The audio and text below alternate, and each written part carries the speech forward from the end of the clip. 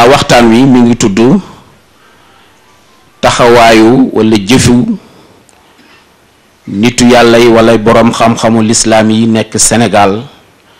ginnaaw bi ñu amee indépendance. ñu jël ci ñaar muy sunu maam Cheikh Gaynde Fatma ak sunu maam Cheikh Ahmed Tidiane Sy Al Maktoum. yal na leen yàlla yokk tawfiq. moom bi muy jàng alquran dem na ba wattu alquran benn bis mi ngi dem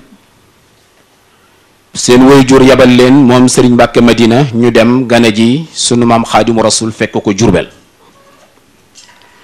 bu ñu ñëwee moo leen di nattu ci alquran ba ci yàgg mu leen di jàngaloo wa iz qaala luqmaanu libnihi wa huwa ya'izuhu bu ñu jàngee ba foofu rek mu waxaat ca kaw wax leen wa iz qaala luqmaanu libnihi wa huwa ya'izuhu ñu koy baamu ba nee nañu sax ñi nekkoon ci wetam dañ daan ree ndax li leen sëñ Tuubaa di leen baamuloo wa iz qaala luqmaanu libnihi wa huwa ya'izuhu maanaam mi ngi leen di fàttaloo di leen baamuloo aay bi yàlla wax ci suuratu luqmaan te luqmaan doon waxam doom ja di ko dénk ñu ne loolu li muy tekki mooy ne sunu maam Cheikh Ahmad Bamba dafa am lu mu bëggoon ci ñoom pour ñu mën a teet mën a teewlu mën a xerawlu mën a dégg contenu bi nekk ci dénkaane yi Luqmaan doon dénk doomam loolu moo taxoon mu koy baamu ba ñi dend ak ñoom sax daan leen ree ndax lim daan kii ak ñoom di ko baamu mu dem ba ci benn bis mu ñëw mu jël ay këyit mook sëñ Mbàkke Madina mu jox leen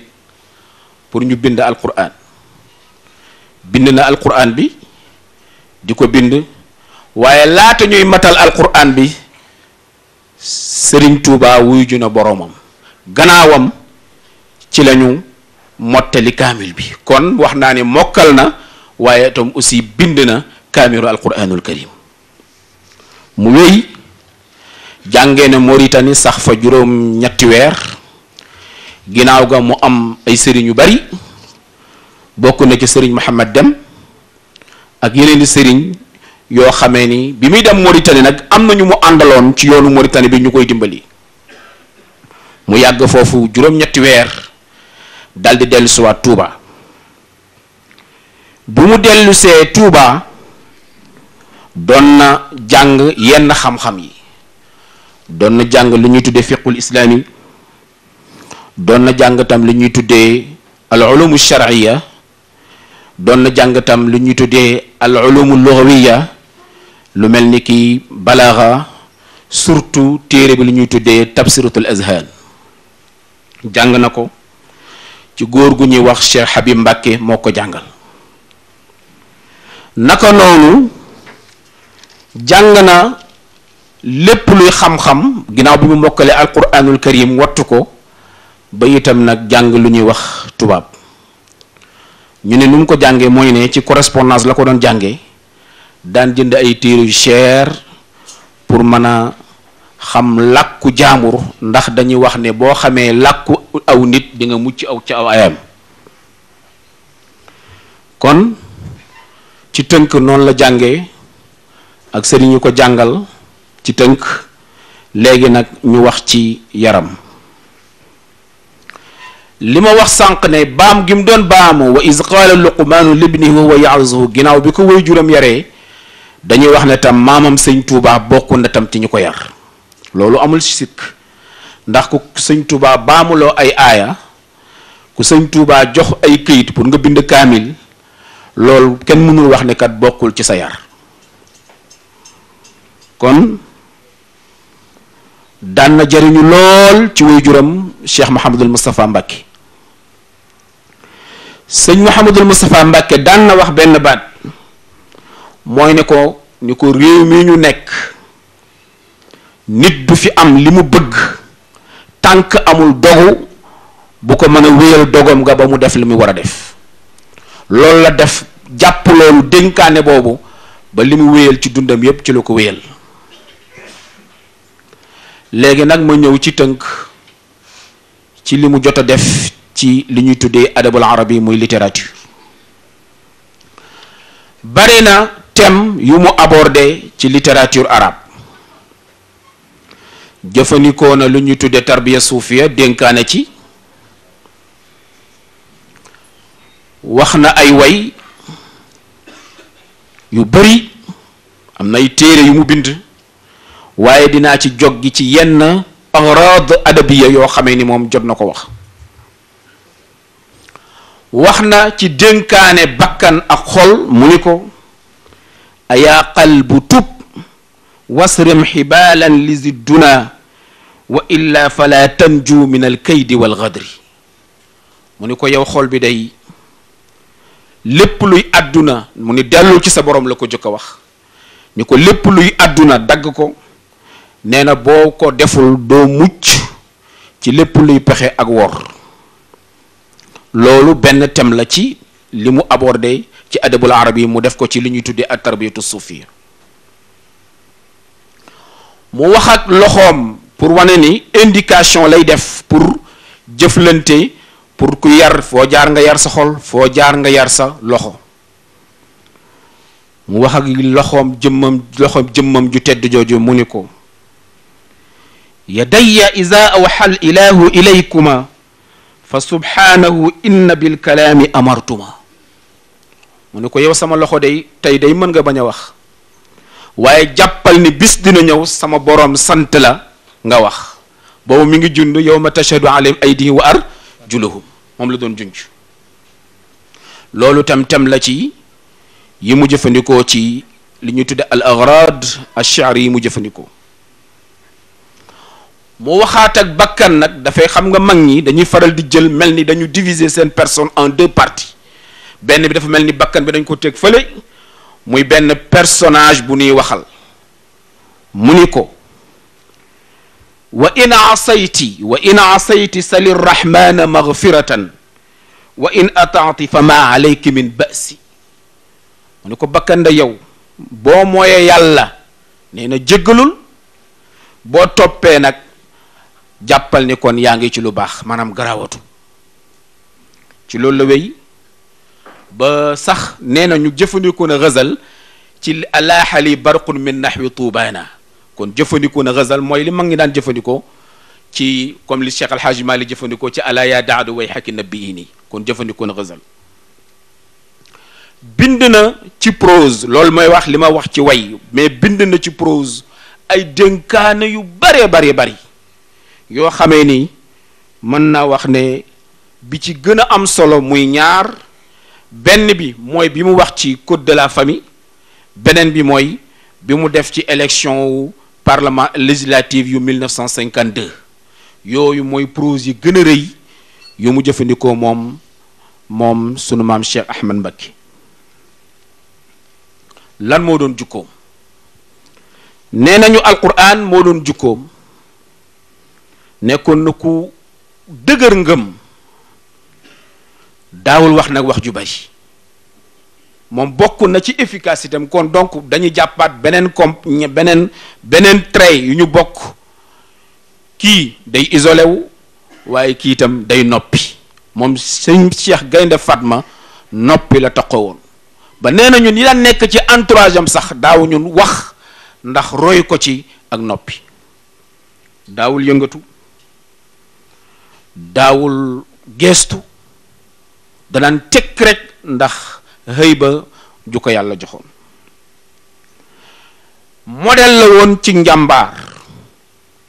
modèle la woon ci ñeme ku bëggoon lislaam la daan na ko défendre nekkoon na xalaatkat boo xamee ni yitteeloon na ko lool mbirum jullit yi ak fu ñu mën a nekk daan na jëfandikoo ñi muy yar noppi la leen daan yare noppi rek loolu nag damay dellu ci question bi nga laaj ndax am na jeexital ci njaboot gi ma ne waaw am na jeexital parce que nee nañu ñi ko yoroon ñi ko ci nuru ñépp dañ daan takkoo yopp noppi ànd ko yar ak dal léegi nag li nga may laaj mooy yan activité yan taxawaay la amoon ci wàllu pénc. mbokk yi damay tënk ndax am na koo xamee ne waxtaane ko wala am na ñaar ñoo xam ne waxtaane leen waxuma temu benn guddi mais symposium la laajoon. ku mel ni waxtaane Gaynde Fatma symposium la laajoon, ku mel ni waxtaane sunu maam Cheikh Ahmed Tidiane si symposium la laajoon. waaye nag lu dul doy loo ci am mu doy la. ci wàllu pénc maanaam ces activités sociales moom nitu social la woon. am na tissé na ay relation yu bari ak jullit yi danañ ci ñëw ci biir Sénégal ak ci bitim réew. doon na jëflanteeg politique yi, doon na jëflanteeg nitu état yi. daan na bokk tam ci mbooleem problème yi am ci biir pénc mi te mu concerné pénc mi daan na ci bokk. ak lépp lu soxal nit daan na ci bokk. nee na doy na ci loolu participation bi mu def ak ni mu bañee code de la famille bi nga xamee ni Senghor mi ngi ko doon teg vers 1972. léegi nag bi mu defee discours boobu def déclaration mu tasaare ko kilifa yu bëri dañ ko cee ndokkeel ku mel ni Serigne Saliou, ku mel ni jamono boobu Serigne Murtada, ku mel ni Hadji Abdoul Aziz Dabakh, ku mel ni Habibullahi Mbacke, ñu bëri dañ ko cee ndokkeeloon parce que li tax ku mel ni Serigne Abdul Qadir dañ ko cee ndokkeeloon parce que audace bi mu amoon ba mën a wax ne Senghor kat li ngay atte li nga nar a teg comme sunu atte gënaluñu parce que dafa wuuteeg atte yàlla ak yonent bi sallallahu alayhi wa sallam. ci wàllu pénc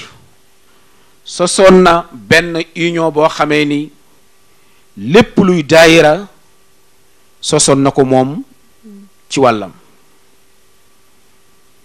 demoon na nee nañu en 1942 ci la créé daayira bi mu ko sosee mu nekk pour dimbalante mu nekk pour jàppalante. yamu ca mu sos ay coopérative ngir baykat yi mooy maa ngi tontu ci laaj bi nga doon laaj ci wàllu gerte gi ci jamono boobu mu sos ay coopérative wax baykat yi ni leen taux d'intérêt yi mbokk yi def yi état yi def te mu élevé lool moytu leen ko parce que li tax mooy du ngeen ci am li ngeen bëgg. moom daan na def campagne boobu pour ñoom ñu fàggu seen jiwu fàggu seen matériel mën a bayal seen bopp mën cee jariñu. moom sunu maam Cheikh Ahmed Gaynde Fatma daan na tam jëflanteeg li ñuy tuddee mouvement de libération yi. jëflante na ak FLN bu Algérie dimbali ko matériellement. jëflante na ak PAJC boo xamee ni mooy bi nga neex PAGC bi nekkoon Guinée ak Amical Cabral. jëflante na ak opposants yi nekkoon Mauritanie pour mën a am seen indépendance jëflante na ak ñoom. kon donc nitu social la woon goo xamee ni kat kenn mënu ko dut baaraam. yamu ca dañu wax ne plan wu Touba moom mooy ki ko teg d'après sources yi nee nañu plan wu Touba moom moo rëddaat Touba defar ko ci ndigalu sunu maam Cheikh Mouhamadul Fadil Mbacké. mi ngi ko def ci 1959 1960. nga ni ma coopérative bi ma ni ko mi ngi ko sos ci 1947 ci la ko sos mu taxawal yooyu yépp loolu nag ci wàllu pénc la sur le plan social. lan mooy jëfam ak taxawaayam ci wàllu li ñuy tuddee xam-xam. dañu wax ne en 1957 sos na benn école ci biir Touba. ginnaaw bi mu laajee gouverneur u Ndar ci jamono boobu mu may ko autorisation mujj gouverneur bi bañ mu ni ko koon demal ci benn këram fa la mujj transformé ñu commencé di fa jàng te école boobu amoon na le plus de 124 ci ay élèves di fa commencé di jàng. loolu nag bi élèves yooyu génnee en 1968 1969 ñi ca am certificat 5 personnes mu def délégation yóbbu leen au Liban pour ñu mën a àggale seenu njàng. dem na ba école yi ko topp tolloog 150 écoles yoo xamee ni ñi ngi toppoon fédération boobu bi nga xamee ni da ko daan def ñuy jàngale école franco-arabe di yar jullit yi. dinaay wax ni parmi ñi ci génn sax ñi nga xamee ne ñoo ci sortant yi ku mel ni ki imam Mbaye Niang bii di député à l'Assemblée nationale ci ñooñu ci la bokkoon. kon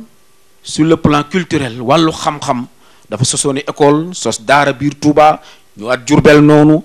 yooyu nag am na ay étape mais comme waxtaan wi dañ koy tënk kon étape yooyu duñ ci mën a ñëw mais li ñu bëgg a wax daal mooy sur le plan culturel def na lu am solo loo xamee ne am na jeexital ci biir réew mi. ñu ñëw ci wàllu koom-koom ku bëggoon liggéey la ku daan fàggu lu dagan la dafa mel ni dafa déggoon waxu yonent bi sallallahu alayhi wa sallam i'mal li dunyaaka ka annaka taishu abadan wa'mal li axiratika ka annaka tamuutu gada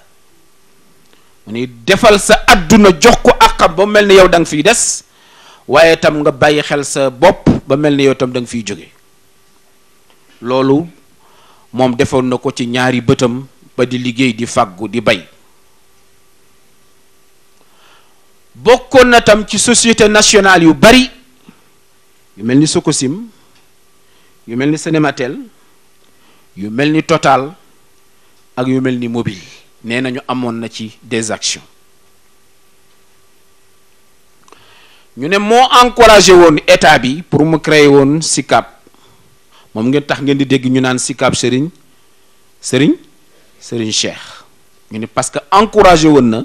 état bi pour ñu mën ko jox nit ñi ci ay vil prix yoo xamee ne danañ ci mën a jariñu donc tukki na lu bari dem na fu sori def na discours bari benn discours am notoire bi mu def devant Mohammed V loolu mi ngi ko def ci 1951 ci la ko def devant Mohammed V mi ngi ko defoon ci palais royal bi ci Rabat kooku góor gu màgg googu liggéeyal na yàlla ci ciru yàllaam ci taxawaayam ba mi ngi faatu ci mois de mars 1978 doomam ju ñuy wax Serigne Mbacke Soxna Lo moo àggale liggéey moom itam continuer école yooyu ba tabax école bu mag ci fi mu nekk ba mu am cycle yépp élémentaire li ñuy tuddee préscolaire élémentaire moyen secondaire ba nga xam ne ba léegi liggéey baa ngi dox kon mbokk yi loolu la ñu dënk muy ab ngëpp bu néew bu nu mën a jëlee ci jàngat ci dund sunu maam Cheikh Gaynde Fatma yal na yàlla yokk leeram ñu dem ci keneen ki di mbokkam ñoom ñaar nag dafa bari yu nu bokk li nu bokk mooy dañoo bokk ca maaram kon loolu ak bokk la kenn mënu ko weddi bokk tam yu ñu nuroo xam nga Serigne Cheikh mi ngi nettali ci sunu maam Cheikh Gaynde Fatma bi mu ko fekkee ci Almadi ak yenu waxtaane kon ma ñëw ci def transition ñëw ci Cheikh Ahmed Tidiane Sy Al Maktoum ma wax ci askanam ngeen baal ma nag l'histoire récente lay wax bàjjan ki ne ngeen baal ma l'histoire récente dafa doy waar lool te li muy wax ñoo ma ko gën a xam parce que xaayaan ku dégg séeréer kon bu ma ci juumee tam jàpp leen ni kuy gëstu ku juum la rek ngeen jooyanti ko waaye nag dama bëgg nag objectif yii ma wax ni source yi yenn maa ngi ko jëlee ci li ñuy tuddee les confréries soufis au Sénégal bu docteur Khadim Mbacké bi ci des maa ngi ko jëlee ci benn source boo xamee ni mi ngi jóge Touba bi ci des tam maa ngi ko jëlee ci majalatul bayaan boo xamee ni sunu mbokk benn école bi nekk ngaay ñoom ñoo doon tëral benn journal foofu la jële source yi ma wax ni ci sunu maam Cheikh Gaynde Fatma ma ñëw ci sunu maam Cheikh Ahmed Tidiane Sy moom la chaque mooy doomu Serigne Babacar Sy radiyallahu taala anhu doomu Cheikh Al Hadj Malick ci waajuram mooy ñetteelu doomam bu góor ñetteelu doomam bu góor waajuram bu góor laa wax mooy ñetteelu doomam bu góor bu m'excuser hein histoire récente lay wax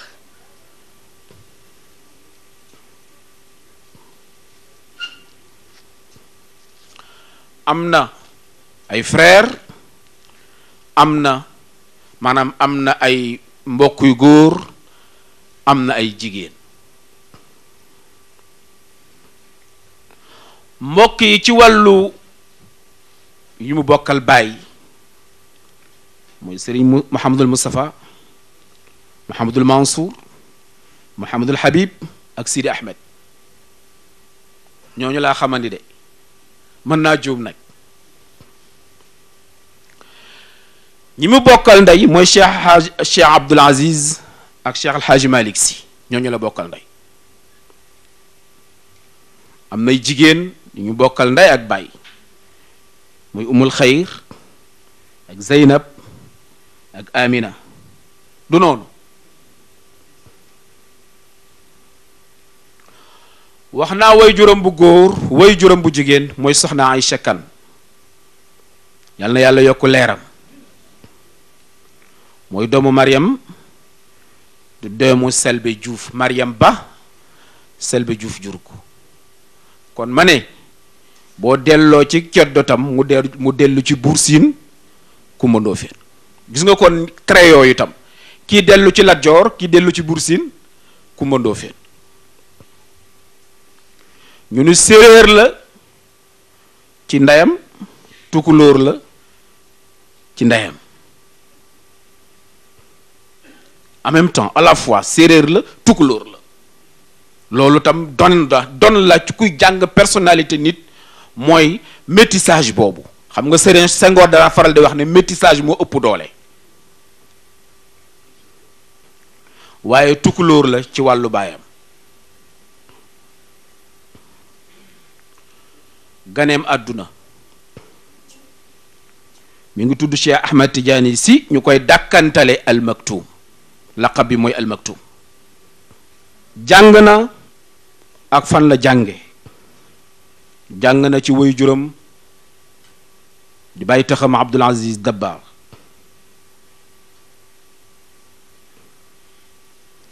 bi waajuram boobu di déplacé wu lu bari mu dénk ko ku ñuy wax Serigne Cheikh Ndiaye Mabey mu jàngal ko tam ginnaaw ñooñu tam benn naar bu ñuy wax Ahmad jàngal na ko alquranul karim benn mauritanien bu mu mokkal alquran version yi ma gis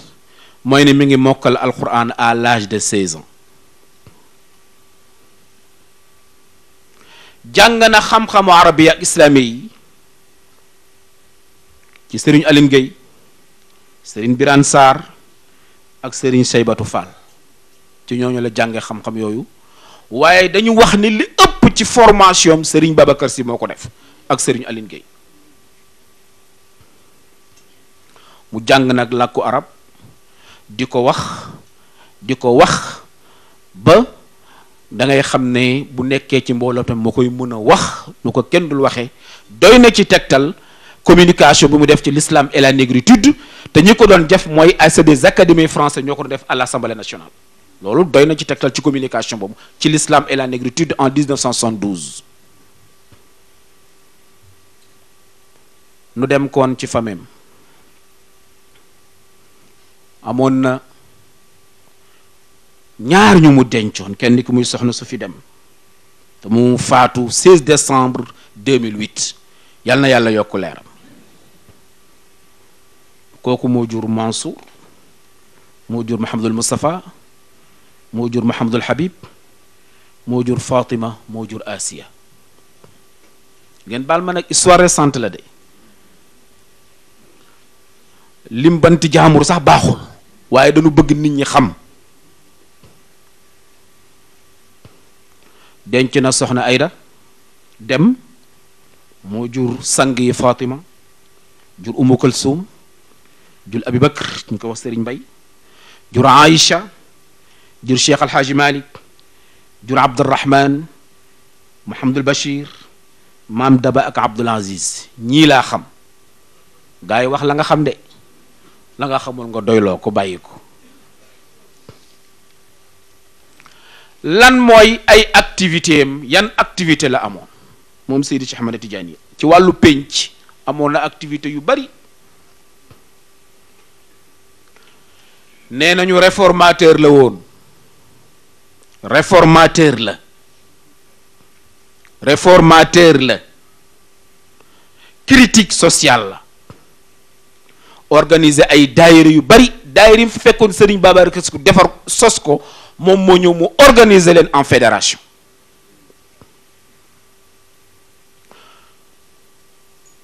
daan na dimbali nit ñi daan na leen ziyaare demoon na ba lu ñuy tudde mu def révolution ci biir sëriñ yi Sénégal fii sëriñ bu nekk daan nga ragal di tëy di sol pantalon Seydi Cheikh moo ñëw bouleverser situation boobu. daan nañu rus di sol chemise mu ñëw dindi ko ñenn ñi am oto sax problème la woon mu ñëw am oto am téléphone problème la woon mu ñëw teg téléphone. kon donc dañuy wax ne sur le plan social defoon na ay réformes yoo xamee ne dafa amoon jeexital ci biir penc mi lim ciy jàngat objectif bi mooy danaan woon nit ñi ni ñi génn ci daara yi te laaxooyuñu dan mën nañ def loo xamee ni ñi ngi génn ci daara nasaraan yi te mënuñu ko boole maanaam boole adduna ak diine. kon ci loolu lay tënk ci wàllu penc ci wàllu xam-xam ku bëgg xam-xam la ku ci xiir nit tal ci la. nee nañu moom ci benn waxtaan mu ni jënd na benn téere à 6 millions de francs CFA ñu gunge ko Israël indi ko biir Dakar 6 millions de francs CFA loolu tegtal ci leen ci bëgg xam-xam. moo jëkk def conférence publique di yee nit ñi di aborder question yépp question politique question économique question sociale yépp mu koy aborder moo ko jëkk def ci Sénégal moo tax li docteur Mbaye Thiam wax ne nun conférence ñu benn conférence yi moo fi am wala ñaar Seydi Cheikh Ahmed Tidiane si loolu mooy dëgg ñun duñuy conférence yi dañuy nab nabi rek mënuñu koo nekk sax nag ndax ku ferul ijji mënoo nekk di def conférence nag.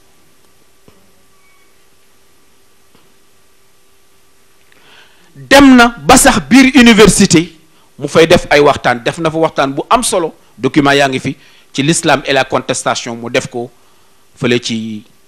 université de Dakar.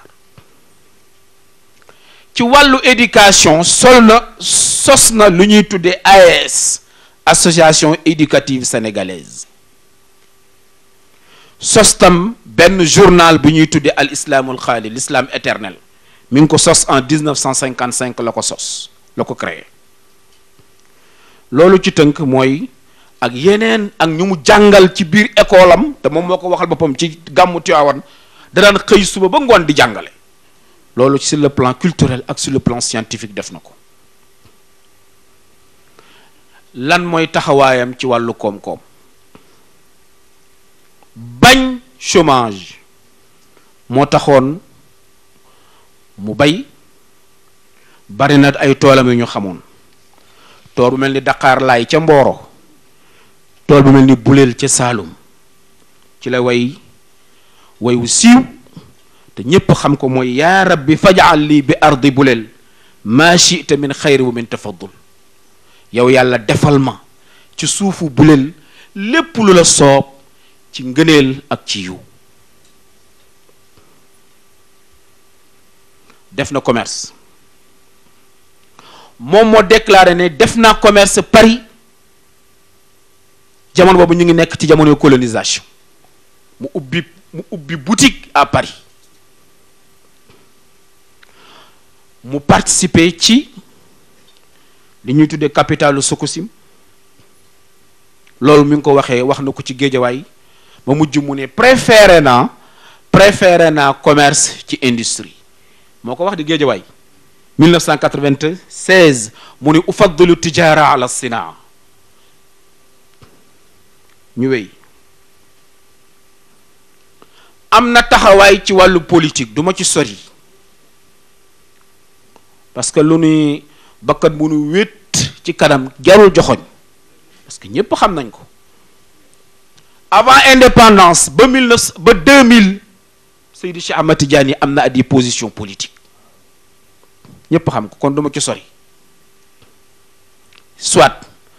en tant que candidat soit mu soutenir un candidat loolu lu am la ndax li tax mooy Serigne Babacar Sy moo ko joxoon ijaaza politique moo ko joxoon ijaaza tariqa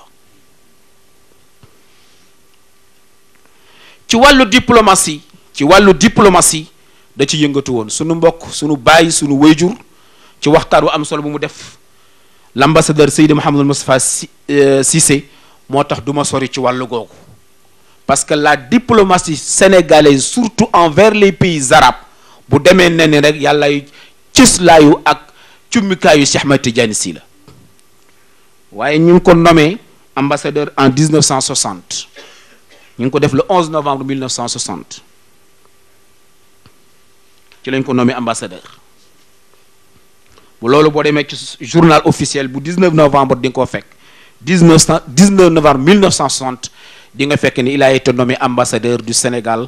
ci royaume arabe uni bu Égypte texte bi mooy Cheikh Ahmed Tidiane Sy est nommé ambassadeur extraordinaire et plénipotentiaire du président de la République arabe auprès du président de la République arabe unie kon donc wàll googu bay na ci laaj waaye am na benn parenthèse mooy kuy liggéeyal yàlla soit bu la yàlla jàppalewul ñu boom la buñ la jéemee dissuader pour nga bàyyiwoo mën nañ la dugal prison du noonu ñu daal di koy dugal prison ñu ngi ko dugal prison waaye prison bi pour moom nooflaay la Seydi Cheikh moo ne wasijnu raaxatu zi tafkiiri jannatuhu walil xakimi bihi rafdul alaqaati nee na xalaatkat penseur nee na prison mooy fi muy defee congé am rek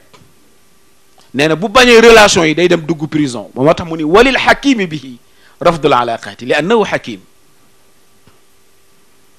wax na sax lu gën a garaaw loolu mu ni budul woon ak intérêt njaboot ak intérêt diine ji nee na kon damay sax ci prison ba faw mu ni lawla masaalixu hada diini tuxwijuni ila alxuruji wa lawla baadu xaajaati la kuntu mimman yaishu dahra muxtajiban fi amaqi sijni an hadi alxurafaati nee na budul woon loolu rek damay nekk ci profond wu prison yi fa lay dëkk ma ne ñi ngi ko arrêté le dimanche 21 juin 1959 à 20 heures ci lañ ko arrêté boo demee ci journal bi ñuy tuddee solidarité moo doon journalu PSS ci jamono boobu da ci wax benn wax bu am solo nu cité ko mu ni Cheikh Ahmed Tidiane Sy est libre après 6 mois et 24 jours de détention provisoire préventive. Cheikh Ahmed Tidiane Sy, apôtre et martyr de l'islam, chevalier du droit et de la liberté, otage de l'UPS, a été mis en liberté provisoire. Entré à la prison civile de Dakar, cet ancien jardin d'El Hadji Malick Sy, au Hérino du Sor, dimanche 21 juin 1959 en 20 heures, pendant la nuit, après de multiples tractations, bassesses et combines fomentées par l'UPS, il en est sorti vendredi 15 janvier 1960 à 21 heures, pendant la nuit. Décidément, l'UPS qui fait des choses louches aime opérer la nuit pour cacher la laideur de ses actes. mu ni xoolal guddi lañ ko yóbbu guddi lañ ko génne mu ni UPS comme yu bon rek lay def day préférer di làqatu loolu la tënk ci wax bi kon Solidarité moo ko génnee ci numéro 9 numéro 9 la ko génnee ci vendredi 5 février 1960. léegi nag lan mooy production littéraire am Seydi Cheikh Ahmad Tidiane Sy luy tem ci littérature arabe rek bind na ci luy tem lu ñu luy garad bind na ci def na ci madh lu ñu tuddee panégyrique madh tagg da nga dégg nag tagg yi soit Serigne Babacar soit Cheikh Alhaji Malick soit yonent bi sallallahu alayhi wa sallam soit Cheikh Hadji Omarul Fouti soit mag ñu baax ñi nekk ci Sénégal benn nag lay indi bu nekk rek tem bu nekk benn laa ci indi ndax guddaay bi lay bañ bi mu tagg ci tagg ci temu madha rek dafa wax ne lawla nabiyu rasulullahi ma urifat xadaratun sha'nuha al ikramu lil ghuraba mu ne budul woon yonent bi sallallahu alayhi wa alihi nee na kenn du xam civilisation bi nga xamee ne kat bokk na ci mbiram bokk na ci bagage am mooy teral ku tumuranke mooy xadaratul islam bu dul yonent bi kenn du ko xam sallallahu alayhi wa sallam ak yam ci wax nu mu baree yam ci wax kon du ma ci xuus benn lay indi comme illustration mu wax ci li ñuy tudde ar-rasa maanaam ku faatu nga koy jooy mu ni taraktu maridan kuntu arju li ahlihi min allahi an yulfa saxihan wa salima dafa seeti sëriñ Alioune Gueye ndeysaan nee na yaakaaroon naa sax danaa ko fekkaan mu wér waaye nag sëriñ Alioune dem na mu ni walakinna dayfa almawti qad zaara dillahu wa naada munaadi silki yanaahu qaadima fa qultu lahu walqalbu fi gaayati al asa naayta aliyan am naayta makarima mu ne ko Alioune nga tàgge wala teraanga nga tàgge teraanga la ñu tàgge gis nga xoolal rista bu mel noonu muy dajjutu Serigne Alioune Gueye di dajjutu moom ndeysaan góor ga maam asukan ak di dajjutu Serigne Babacar Sy ci abuna Abou Bakri bari na du ma mën a lim yépp waaye nag xam nga li ma bëgg a wax ñu wéy mu wax ci nag li ñuy tuddee kañu du ma ko firee tiitaru alfaxr du ma ko tuddee tiitaru wala boog dama koy tuddee kañu laa koy tuddee suñ mbokk sëriñ dama keroog ñu wax tan wax ci wala mu ni ma kañu xam nga baykat dana kañu mu ni yushabbihuni bil baadi kullu mushabbihin wa min zalika tashbihi qalbi yar'adu wa kuntu arani nashi'an mutafarridan bi aqlaqihi aw qultu li ana ahmadu mu ne ñu ngi may nurale ku nekk waaye mu ne maa ngi frémir sax ndax nurale gi ñu may nurale ndax man daal kenn rek laay doon maay Ahmada Tijaani maay Ahmada Tijaani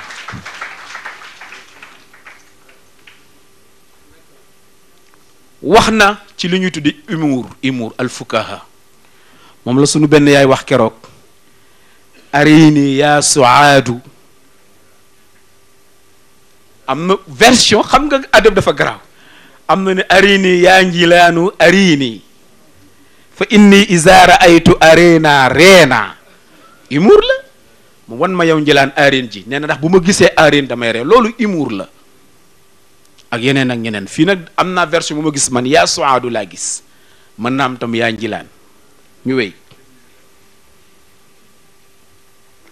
wax na ci ñaax nit ñi xam nga li xew sax tey li xew tey boo seetee média yi ak li ñuy tuddee événement palestinien yi Seydi Cheikh Ahmad Tidiane bind na li ñuy tuddee dunya sahayin le monde des sionistes mu ne al ayshu fi dunya sahayin shiqwatun saayun bila hadafin wa qalbun ratiu nee na di rey nit di faagaagal nekk ci li ñuy tuddee le sionisme nee na dafa mel ni dox boo xamee da ngay liggéey sans objectif da ngay mel ne tam xol boo xamee daal amul lu muy yëg jéemul rëtam dara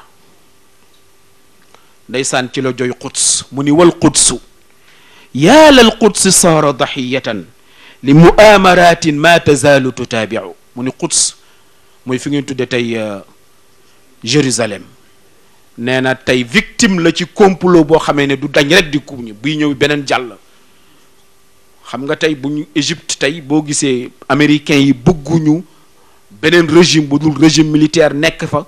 parce que bu fa nekkee fu ñu jaar ñu dem dimbali ji li ñuy tuddee ñi nekk Gaza moo tax quelle que soit la situation du ñu bëgg keneen reñe fa. loolu ci thème yi mu abordé mu abordé tam thème ay thème philosophique agrad falsafi lu mel ni alxubb mu ni walawla alxubb laa yasilu mruun ila allahi law qaadatu ujubatul kawni mu ne budul cofeel amul kenn du àgg ci yàlla. mu wax ci nag nite ci la waye aldu mooroo fa mooroo laa yamuutu bi mawti jismin wa yamla'uhu bi marjaihi sururu ilaha muhammadin wa ilaha isa fa subba alayhi maghfiratin tujiru. xam nga kii ñaanal chrétien bi waxtu maag jullit yi moo tax bu fi yàggee julli du dem safara ndax ku ñaanal chrétien bi waxtu maag jullit bi def bàkkaar. ñu wéy taalif na ay téere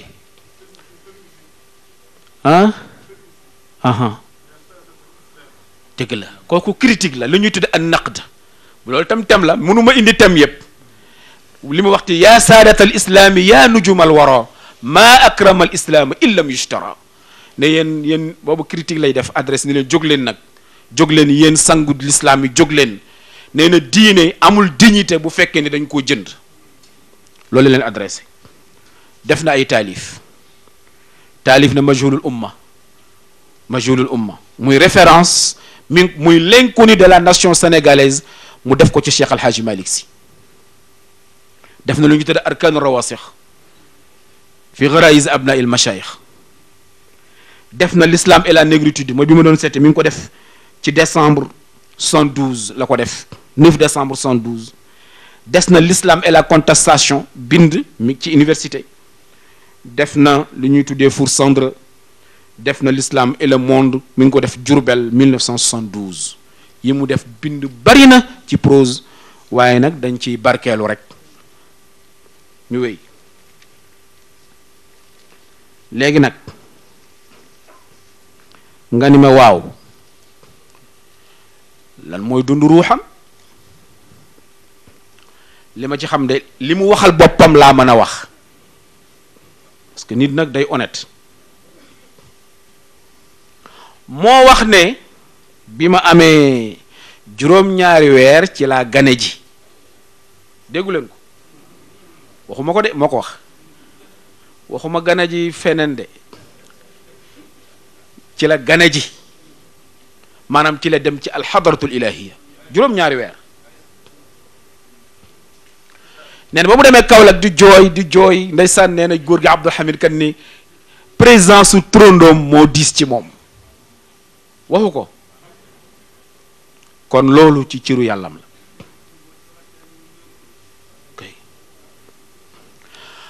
d'ailleurs sax moom dafa dàq juddu xam nga Serigne dafa dàq juddu mu ni juddu lu mu doon ndax aliftu hudal xalifati qabla kaw nii janinan nee na avant may nekk mbéemur sax ci laa min Serigne Babacar mbéemur maanaam may nekk ay embryon wala ay fœtus ci laa min Serigne Babacar si loolu seen audace la ñoom. ci gàmmu 2011 ci la wax ci Sénat bi ni doon waaj dem Sénat bi góor gu benn nit yàlla bi ni ko ku fay dem du sol daal mu ne ko loolu kat bu ko wax surtout Abdul Hamid kan ki nga xamee ni bu daan ñëw Tiwaawoon du sol daal loolu cëru yàlla la. Sénat ba moom dañu naa xadara moom mu ni Sénat bi daal di koy teg ci suuf nii pour ñu mën koo dégg. mu waxaat ci junju Tiwaawan ni yonent bi de daaw jaar na fi yàggu fi ma yóbbante ko wa kafallahu almuminina alxitaal moo ko wax de ma yóbbante ko wa kafallahu almuminina alxitaal maanaam yàlla fegalul jullit yi ba xeex du am ci ñoom. waaw ki yonent bi jaar mu xam loolu kooku borom fatxu bu lëw a ngi noonu. ok mbokk yi ñoom ñaar dafa bari yu ñu bokk mooy yitti àdduna ak yitte taxawu diine maam Cheikh nag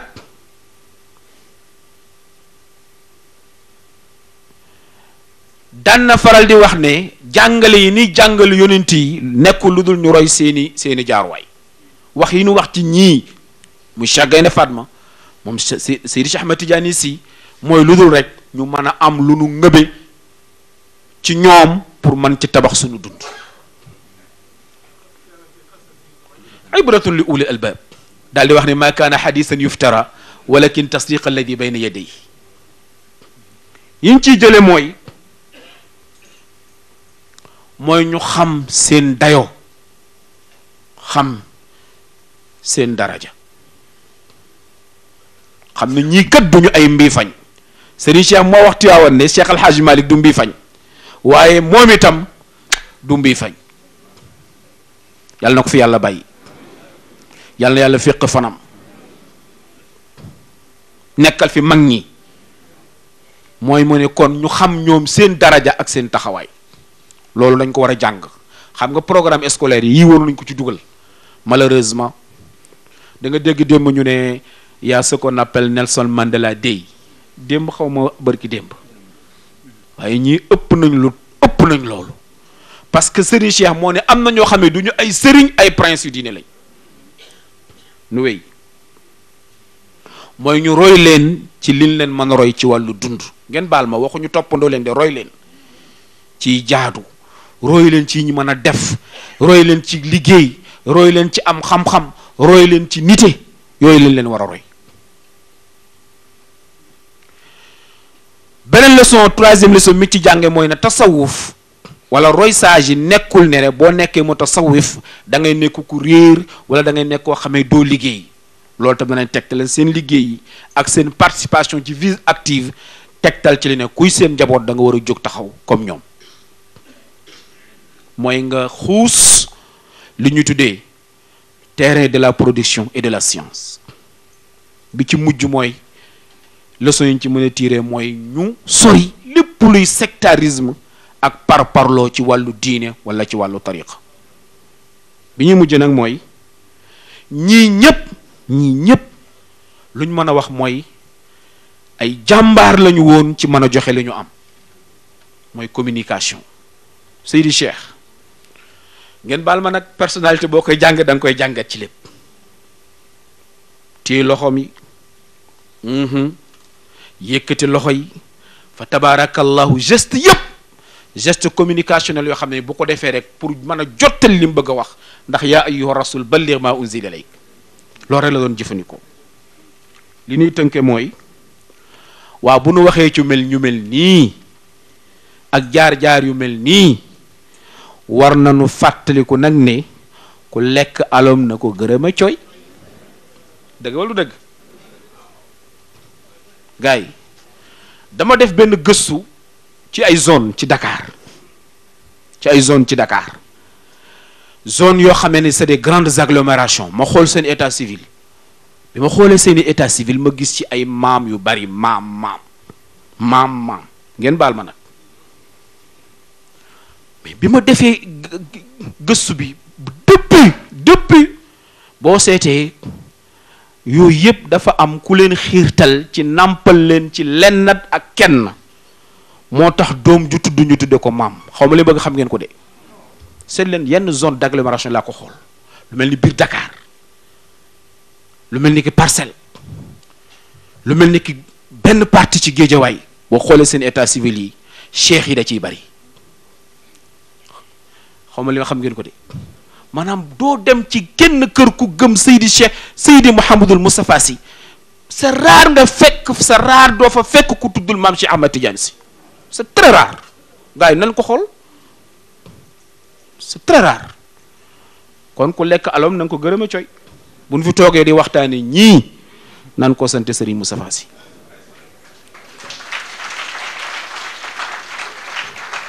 wasalaamaaleykum wa rahmatullah. bu ko defee ci wàllu presse bi également ñu ni TFM mi ngi fi moom mention spéciale lañ koy defal ndax chaque jour ñu ngi teg waxtaan bi chaque jour ba université bi commencé ba tey chaque jour ñu ngi jël waxtaan yi di ko seet di ko teg. kon ñu defaat Faatiha ak salaatul Faatihi def ko ak yeneen bi tëjee ko jotaay.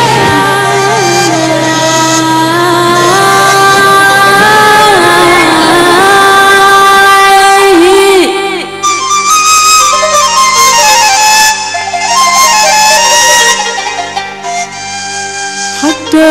توسل واحتوى